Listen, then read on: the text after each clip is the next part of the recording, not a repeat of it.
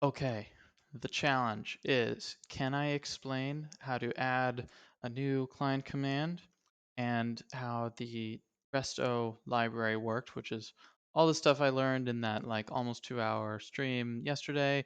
Can I explain it in 5 minutes? Uh, Starting now. I think I can. Let's do it. Okay. Um, so if we want to add a new client command, because we're going to make Tezos even more awesome, from top to bottom, the flow is something like this. We're going to define something new in client proto context using the click library by Nomadic Labs. We're going to define like a function, like that thing is going to call like a handler, which is defined in um, the, the, wait a second. Ah, shoot, I'm already mixing it up. You know what? We're just going to jump into the code and then correct it from there. All right, lib client. I think this is backwards. This is where click is defined. Lib client commands, client proto programs command.ml. So there's a bunch of them. So we're gonna just copy the relative path there. Okay, I had these reversed. All right, so click stuff is defined here. And then where's register? The rest is defined in lib. Okay, yeah, the handlers. Okay, like the handler functions, e.g., I don't know, like building operation to inject. Okay, so click is for like parsing command line arguments and like turning them into things that we can work with, strings or ints or whatever.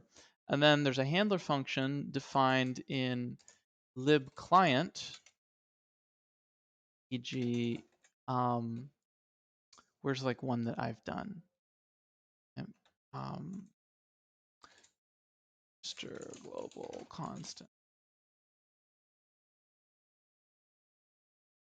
Yeah, and like client proto context. Okay, so we're gonna copy the relative path. Boom. So yeah, the handler function is defined here. This handler function is gonna like build the operation to inject. And then it's going to call like this inject manager operation, probably if that's what you're doing.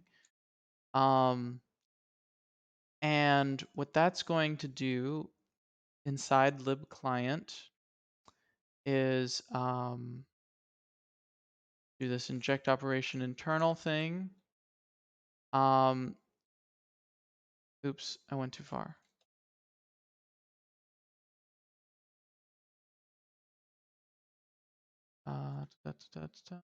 Yeah.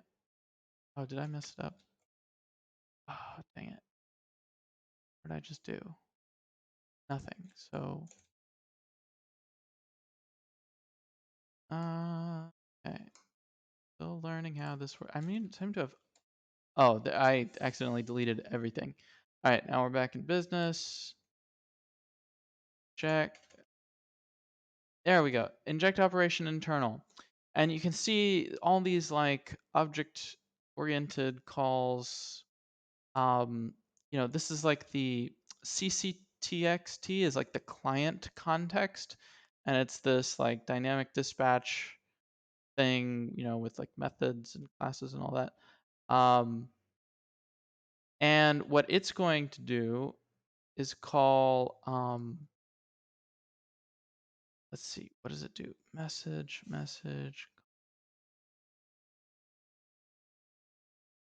work again. Really thought I had this.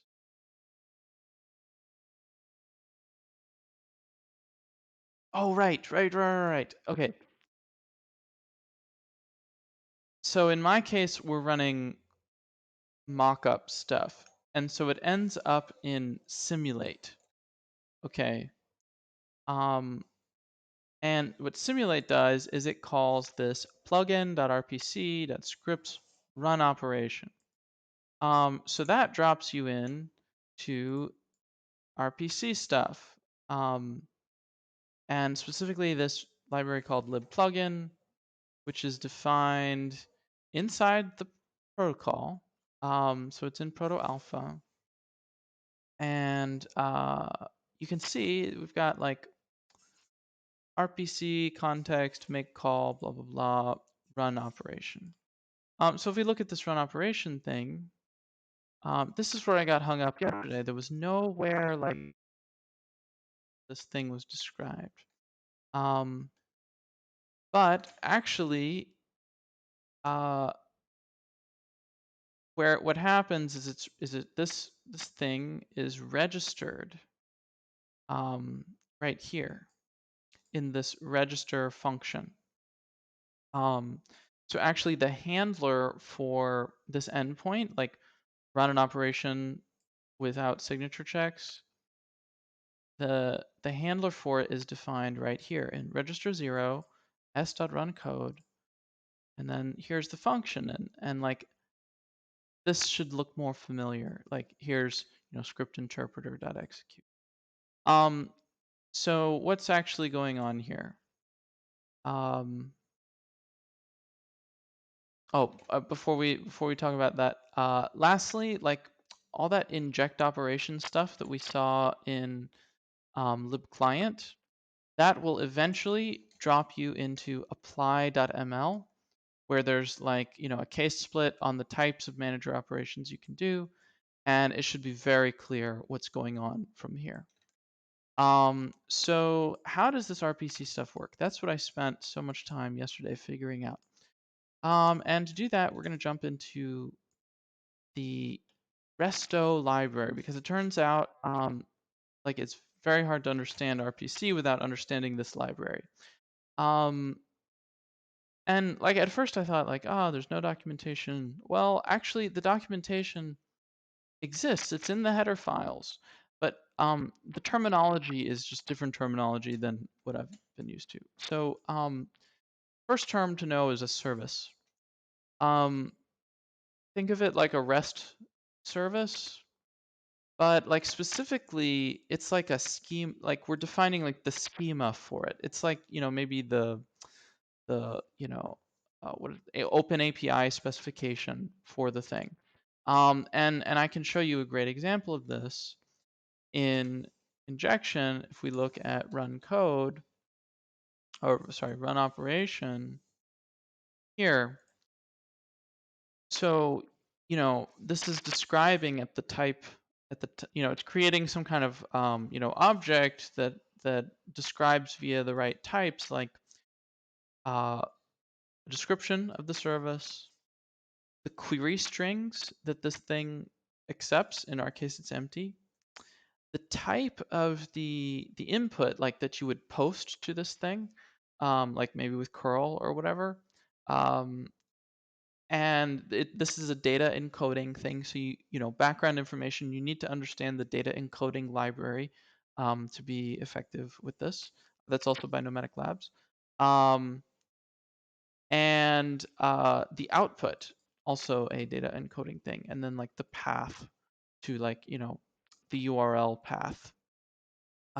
So that's what a service is. It's just the description. And I was so confused because there's no handler defined here. Like in Node.js with like whatever the standard library is that escapes my name right now, but the one Express, with an Express server, you define the endpoint and the handler in the same place.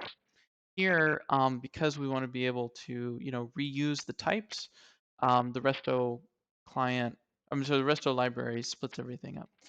So we're so far over 5 minutes. Sad. Anyway, a directory is a set of such services. And what you do is like there's this. Oh, let's go back to here.